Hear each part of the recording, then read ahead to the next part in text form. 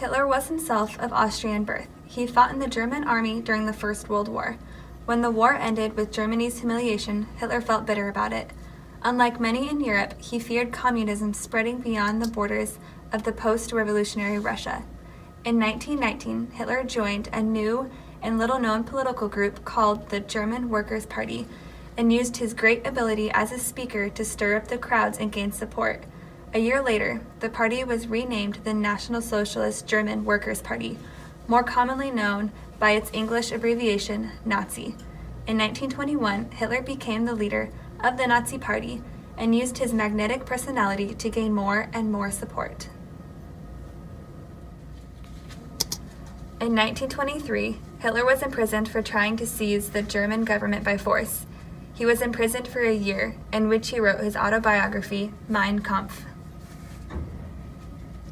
Mein Kampf not only outlined his own story, but it also set about establishing his vision for the future of the German people, and how he believed subversive groups were holding them back from achieving their destiny through measures such as the Treaty of Versailles, which outlined Germany's surrender terms.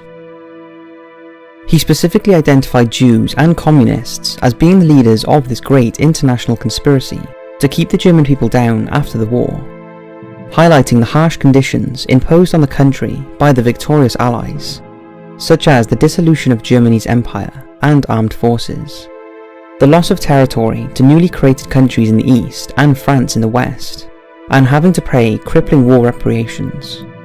The book effectively became the Nazi Bible. By 1933, the Nazi Party had secured enough political support that Hitler legally became Chancellor of Germany. He quickly began passing legislation that would transform Germany into Nazi Germany, and the swastika would symbolize this reinvigorated country. The prosecution of Jews, gypsies, and political opponents soon became government policy, as Hitler began preparing Nazi Germany to attain what he saw as its destiny, cantered around the concept of the Aryan race, with himself as the undisputed leader, the Führer. It was late at night that we arrived at Auschwitz. Then we were welcomed by a speech from one of those couples. He said, "You saw that sign that Arbeit macht frei, that means freedom through labor." He said, "Don't make any mistakes. Nobody needs your labor here. You did not come here to work. You came here to be killed. You're just waiting your turn."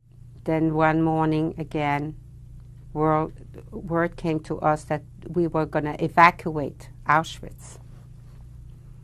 Why were we evacuating Auschwitz? It is because the Russians were coming close by. And so we all walked out Auschwitz and we started walking. And we started walking, we walked for days. I'll never forget it. I don't know how many days we walked. We walked, and then we took cattle cars, and then we walked again. And as we walked, we heard gunshots, and they told us to keep on marching. We heard gunshots, and they were shooting people in the back who couldn't keep up with the walking. It ended up being called the Dead March.